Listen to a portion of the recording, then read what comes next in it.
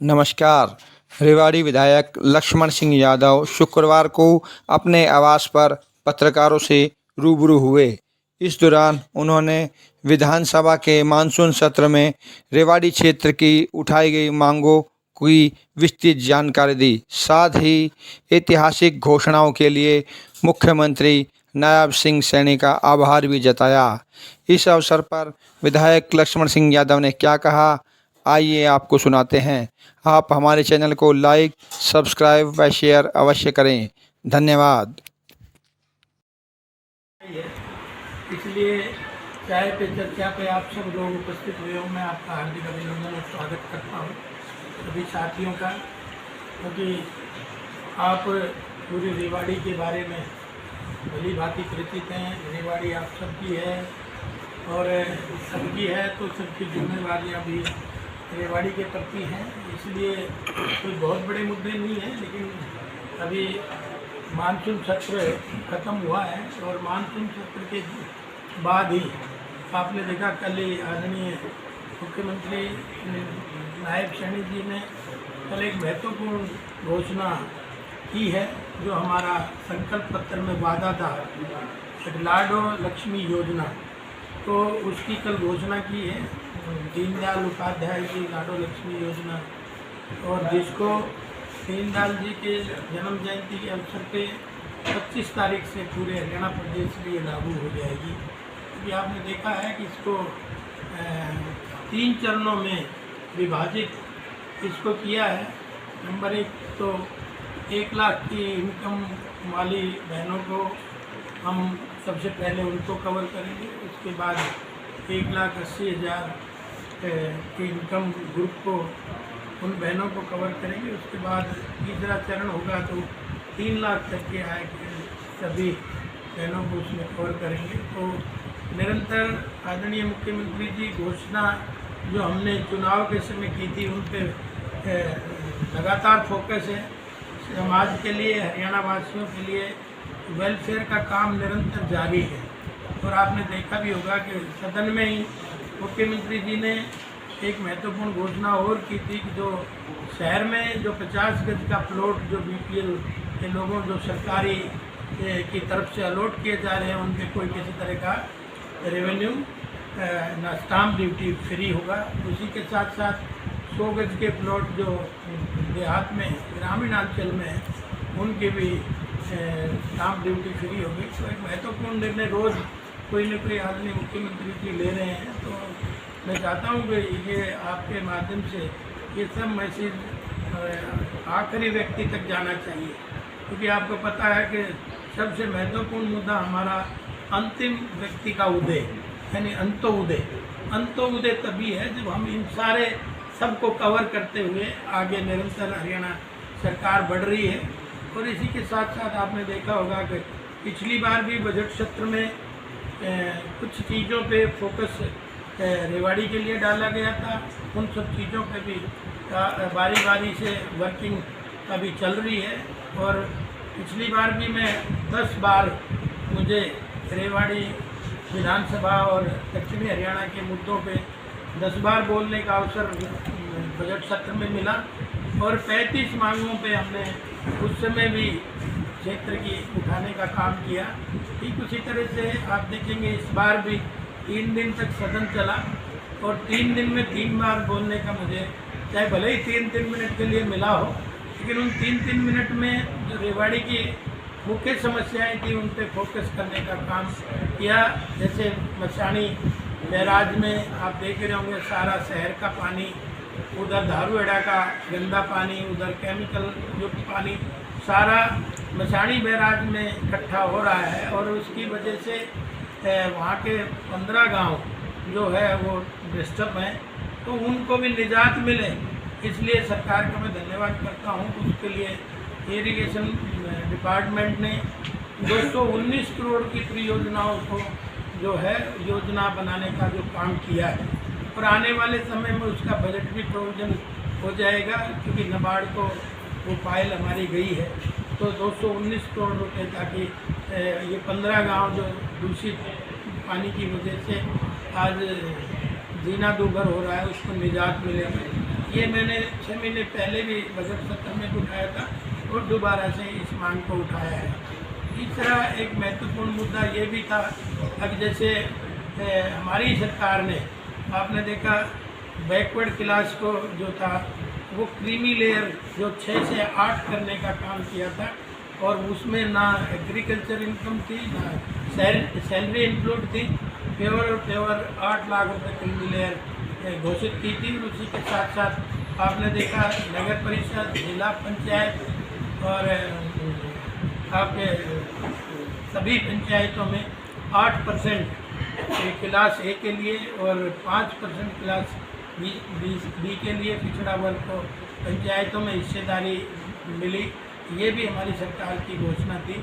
और इसी के साथ साथ मैंने पिछले दिनों आदरणीय मुख्यमंत्री जी ने उस क्रीमी लेयर को जहाँ ठीक करने का काम किया, जहाँ पूरा बैकवर्ड समाज आज आदरणीय मुख्यमंत्री जी को शाबाशी दे रहा है, ठीक उसी तरह से मैंने छोटा सा एक कमी और रह गई थी, उसको भी सदन में उठाने का काम किया। अब 27% जो आरक्षण है वो क्लास 3 और 4 में है, क्लास 1 और 2 में भी अगर ये मुमकिन हो तो मेरी सरकार इसको करे। तो मुझे लगता है कि बार बार ये चीज़ होने से आज एक मैसेज जाने का काम किया है।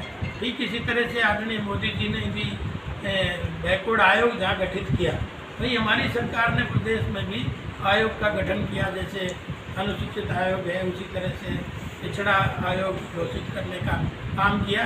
क्योंकि जैसे मैंने शुरू में ही कहा कि अंतिम व्यक्ति तक सरकार की योजनाएं जाएँ, अंतिम व्यक्ति तक सरकार की सुविधाएं पहुँचे, तो उसके लिए भी स्पेशल फोकस करने का काम किया।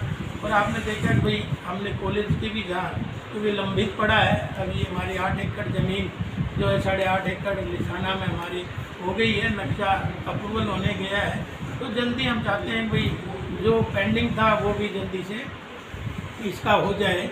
और साथ में नगर परिषद की भी बात अगर हम करें तो नगर परिषद में भी मेरा क्वेश्चन लगा था सदन में, तो नगर परिषद में हमने मांग उठाई थी कि इसको नगर निगम बनाया जाए। लेकिन ये तो आपको पता ही है कि जनसंख्या जो है 2011 का सेंसस अभी तक चल रहा है और अभी 1 साल में ये अगला सेंसस कंप्लीट हो जाएगा। तो मुझे उम्मीद है कि आने वाले समय में हमारी जनसंख्या का आंकड़ा पार हो जाएगा, हम उसमें कामयाबी पालेंगे। वैसे तो हैं, लेकिन क्या है कि जब तक काउंटिंग नहीं हो तब तक वो मानी नहीं जाती। इसलिए हम ये चाहते हैं कि आने वाले सेंसस पे भी 3 लाख की जनसंख्या हो जाए, ताकि ये नगर निगम का हमारा जो सपना है उससे, देखिए कोई कुछ भी कहे, लेकिन मेरा ये मानना है अगर नगर निगम होती है तो रेवाड़ी का ऑरा बढ़ता है, रेवाड़ी की और लोग पहचान बनती है। जैसे रेवाड़ी रेलवे स्टेशन है, कहते हैं एशिया का सबसे पहले जहाँ चारों तरफ ट्रेनें निकलती हैं, तो उसका नाम है। इसी तरह से अगर नगर निगम बनेगा तो रेवाड़ी का नाम और बड़ा होगा, ताकि बड़े शहरों में हरियाणा में काउंटिंग होगी। तो मेरा तो प्रयास यही है। कुछ लोग कहते हैं कि हमने सदन में प्रस्ताव पास नहीं करा, लेकिन उनसे नहीं, ये तो जैसे मानेसर में तो निगम भी नहीं था, नगर पालिका भी नहीं थी, वहाँ कौन प्रस्ताव पास करने वाला था, वहाँ बन गई थी। तो हम ये चाहते हैं कि ये भी बने। और मुझे लगता है कि अब हमारी सरकार पॉजिटिव माहौल है और आने वाले समय में इसको भी अमली जामा आदरणीय मुख्यमंत्री जी पहनाएंगे। ठीक इसी तरह से चाहे वो हमारा हादसा का स्कूल का लो लाइन एरिया था, आपने देखा हर साल उसमें पानी भर जाता है, बिल्डिंग भी डैमेज है, उसकी भी हमने बात करी है। करतारपुर जो इस्तमुरार है जिसकी बिल्डिंग पेंडिंग बीच में छूट गई क्योंकि वहाँ के ठेकेदार चले गए, उसकी वजह से वो आज बीच में छुटी हुई है, उसकी भी हमने बात करी है। इसी तरह से बुढ़ानी का भी बिल्डिंग अदर में हमारी है, उसकी भी हमने बात करी है। ठीक इसी तरह से आप देखेंगे कि भाई वैसे तो मुख्यमंत्री घोषणा करते आ चुके अब डिस्ट्रिक्ट लाइब्रेरी हो, लेकिन उसका भी मुद्दा हमने उठाने का काम किया है। इसी के साथ साथ महिला हॉस्टल हो, वो भी मुख्यमंत्री जी जब 15 जून को आए थे तो उसको करके गए थे, वो भी बने। एक ऑडिटोरियम रेवाड़ी में बने, उसकी भी हमने मांग उठाई है। उसी तरह से सैनिक सदन, क्योंकि ये सैनिक बाहुल क्षेत्र है, सैनिक सदन बने, उसकी भी हमने निरंतर मांग उठाई है। और उसमें तो काम चल भी रहा है, लेकिन जब तक धरातल पर चीज़ उतर नहीं जाती जब तक। तो उनमें उसी के साथ साथ आप देखेंगे कृषि सदन की भी हमने मांग उठाई। कृषि सदन की हमने उस समय भी उठाई थी, और उस समय मुख्यमंत्री जी 15 जून को आए तो ये कह के भी गए थे कि भाई हम इसको कृषि सदन बनाने का काम करेंगे। तो जो रेवाड़ी को 89 में चीज़ें मिल जानी चाहिए थी, वो आज तक नहीं मिली। जिला बने 89 में बना था और आज तक ये चीज़ें नहीं मिली। तो इसका मतलब ये हुआ कि भाई मेरे ख्याल में नेताओं की प्लानिंग नहीं रही होगी रेवाड़ी के प्रति, रेवाड़ी के प्रति सोच नहीं रही होगी। आज पानी का भी हमने मुद्दा उठाया है। अब 3 दिन में 4 दिन में रेवाड़ी शहर को पानी मिलता है, और रेवाड़ी शहर को ही नहीं, बल्कि मैं जब देहात में धन्यवाद दौरे पे गया तो गाँव की अक्सर गाँव की ये शिकायत थी पीने का पानी नहीं है जी। तो कुछ तो मुख्यमंत्री उस दिन घोषणा करके गए, चाहे वो डूंगरवास की थी, चाहे वो गोकलपुर की घोषणाएँ थी, चाहे वो रामगढ़ की घोषणाएँ थी। तो अनेक ऐसी घोषणाएँ उस दिन करके गए हैं। तो हम ये चाहते थे कि शहर को रेगुलर पानी मिले। तो उसके लिए भी हमने आवाज़ उठाई थी कि 80 एकड़ ज़मीन लिसाना में हमें मिल जाए, क्योंकि आजकल आपको पता है भूमि अधिग्रहण कानून बदलने के बाद हम किसी किसान की ज़मीन ज़बरदस्ती 4 और 6 के नोटिस देकर नहीं ले सकते, किसान की मर्जी से ले सकते हैं। इसलिए 80 एकड़ भूमि पोर्टल पर डाली गई है। अब आगे चल के उसकी सेटलमेंट कितने दिन में होती है वो भी मैंने सरकार के उसमें रखी है। ऐसी अनेक योजनाएं थी जो रेवाड़ी को चाहिए थी। और इसके साथ साथ आपने देखा कि जब से मेरे को बने 10 महीने हुए, लेकिन लगातार कोई ना कोई काम ज़रूर रेवाड़ी में हो रहा है।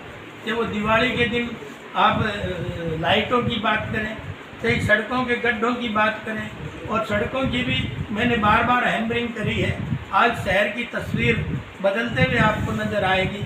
अगर सैन चौक से लेके झज्जर चौक तक, और गोकल गेट से लेके अपना रेलवे चौक तक, और सब्जी मंडी से लेके 12 हजारी तक, जो बार बार हैमरिंग हो रही थी पिछले 7-8 महीने से मैं उसमें परेशान था। बार बार कभी चिट्ठी लिख रहे थे, अगर चिट्ठी का भी रिकॉर्ड आपने देखना हो तो जब से मैं आया हूँ निरंतर, क्योंकि हमारी जब भी हमारा कॉरस्पॉन्डेंस होता है तो वो डेटेड वाइज होता है। तो उसमें ये ठीक बात है राव साहब ने उसमें करी, लेकिन वो टाइलों का उन्होंने शिलान्यास करा था, लेकिन शहर नहीं चाह रहा था कि वो टाइलों का बने।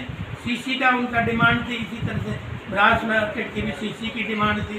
तो वो सब करने में उसमें बहुत समय लगा, और आज 53 करोड़ के काम लगभग शहर में चल रहे हैं।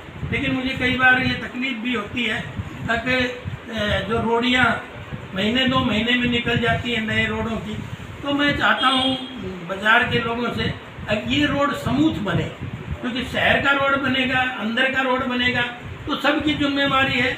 तो बनते वक्त भी ध्यान रखें, जब रोडी निकले जब तो सबका ध्यान आता है, लेकिन बनते वक्त भी उसका ध्यान रखें, क्योंकि हर व्यक्ति की जवाबदेही हो, हर व्यक्ति सहयोग करे, जन समर्थन जन भागीदारी के बिना ये सब चीज़ ना हो। क्योंकि शहर का बार बार तो बनता नहीं, लेकिन उसको अच्छे से सभी दुकानदार भाइयों से, सभी व्यापारी भाइयों से, सभी रेवाड़ी के नागरिकों से मैं आग्रह करूँगा अब उसको ठीक ढंग से बनवाने का हमारा सहयोग भी करें, ताकि उसमें कोई रोडी ना निकले।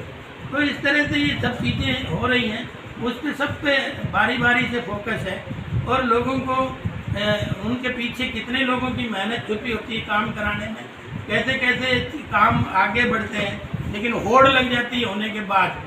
होड़ किस तरह की, क्रेडिट किसको मिले, हम क्रेडिट लेने नहीं आए, लेकिन हम रेवाड़ी के विकास के लिए आए हैं। वो हम लगातार हर उसमें हम काम कर रहे हैं।